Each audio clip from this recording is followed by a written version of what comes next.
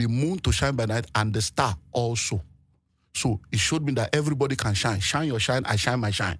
It's all a matter of times and season. Somebody may be a sun, somebody may be a star, but everybody's created to shine. These are all from Bible. Then God man, have dominion. I say, wow.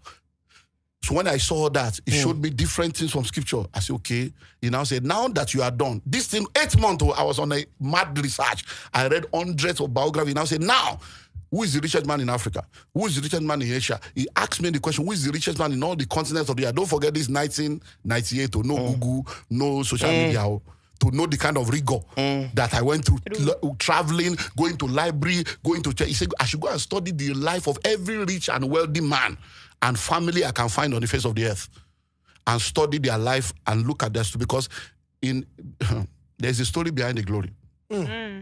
There's what we call the iceberg principle. For everything that you see, the tip of the iceberg. Iceberg is a mountain under the water.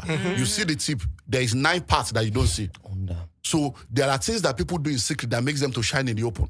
Whatever you see in the open is just a tip. When you get to them, they will now tell you the secrets. Because everybody is using something.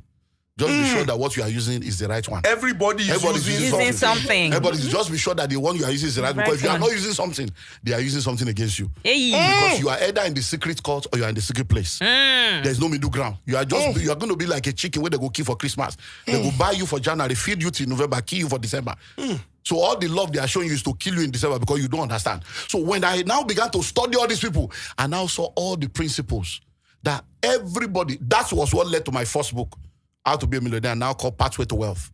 And I now wrote that to the primary constituency of the church, say, let me deliver the church from this foolishness first, before I now go to the world. That's when I now release School of Money for the world. So all the things I learned, and now they're like, what? You mean these things are inside Bible?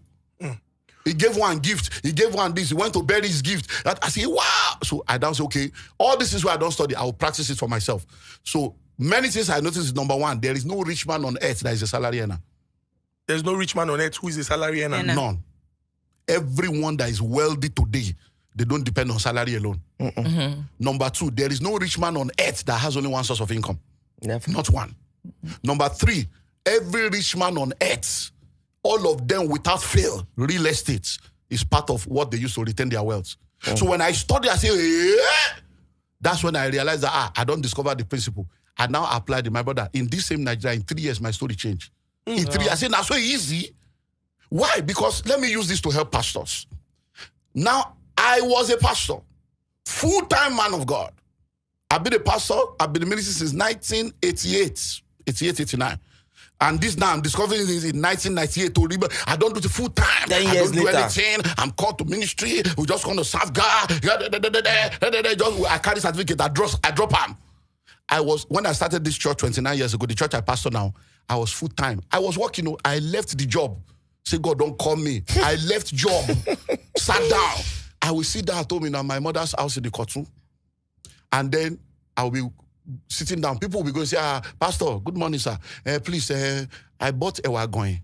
The man didn't give me change. He said he will come around 11, but I don't go there, me collect change. True life story.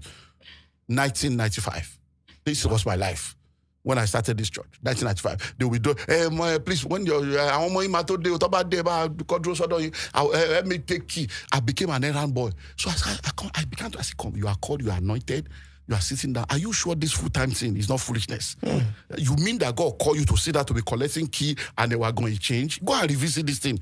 That's when I broke free from this full-time something. So when 1998 now came, because see, you can be poor as a single man, but don't try it as a married man.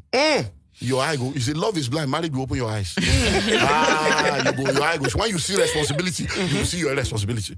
So when I noticed all those things, I put it. So I was a pastor, but at that point, I now realized by virtue of what he taught me that in order for you to become rich and wealthy, number one, you need financial intelligence, you need delayed gratification, you need savings, you need multiple streams of income. I now began to practice it. So that's when I started writing books. I've written over 100 books right now. Now, but the books are already in me. So today now, you see a lot of people out there, they have gifts, but they are not trading their gifts. Money flows in exchange for goods and services. Money flows in exchange for value. So that's your gift. You must turn it into a product or a service that you can exchange for money. You can be gifted and poor. People can celebrate you and say, we have a lot of, poor celebrity beggars now. that are just celebrity because they say they are in show business. They know the show. They don't know the business of the show. But the business that know the business of the people that know the business of the show, nobody knows them. But they are the one making the real money. And that one is just doing bling bling. Poor man out there. And then they will now begin to cry that they use me. When you sign, your eye not clear. They force you. It's poverty that made you to sign. You signed it as a poor man. Now you have seen glory. Now you will serve your sentence. Do you understand now? So I don't know if no, this is really very, very eye-opening. But I go ask, they go tell everybody, say, go school, education, and all. People go, if we go by the system in Nigeria here, 6 years primary school, 6 years secondary school, study this, 4 study years economy, university, study banking and finance. And the whole idea is once you acquire this education, you work for somebody. You will break free from the shackles of poverty. You're good to go. You are good to go. But it can't be like say the school waiting that they teach us, not be waiting. Okay, so let's understand this. Because the challenge we have is that we don't realize that change is the only constant in life. What is true today may be a lie tomorrow. But it doesn't mean it was not true yesterday. What is true today may be a lie tomorrow. But it doesn't mean it was not true yesterday. It's because life is lived forward but understood backward. And as we evolve, we learn. Everybody here, there's one statement you have made in your life. If I knew what I know now. Everybody on earth, if you have never made that statement, you are a madman. That means you are not growing. That is a sign of growth. If you say, I will not have done that, I will not have done that, that means you are growing. So when you have a single lady as a daughter, what will you tell the girl? Don't sleep with any man. Don't let a man touch you. It's true. You are not lying to her because at that season of her life, that was what she needed to hear. But when she gets married, don't deprive your husband of sex. So make sure mommy, are you not the one that told me? No. Now I'm telling you something else. So what I told you before was true. But if I tell you not to allow your husband to touch you now, it's a lie. I'm ruining your life. I'm ruining your marriage. That's the way life is. So when they were telling us, don't forget, you see, people need to just get the School of Money book, get all this book. You see, I explain all these things. The civilization we call civilization today started with what we call the hunter-gatherer stage, the caveman era. At that point in time, no school, no nothing. The only thing that people had was energy and skill. They were hunting, running after squirrel, running after antelope, running after all these things. That's all they had, and that's all they needed. If you gave that person $1 billion at that point, they will use and do toilet roll. Because it was useless to them. There was no shopping mall, no shoe, nothing. They didn't even know that anything was wrong. But when they evolved to the realm of agrarian age, that was when land became important. People now started claiming land. Real estate is royal estate. This is the land you need to come. Certificate of occupancy, right of occupancy. That it was at that point that we started trade by barter. It was at that point that they started multiple wives, multiple children. It was at that time that slave trade came. All this is where all economic theory to survive. That is it. Then they evolved from that point to industrial revolution. It was during the industrial age that education came. So during the industrial age, education was set up to take people from the farming slave to factory slave.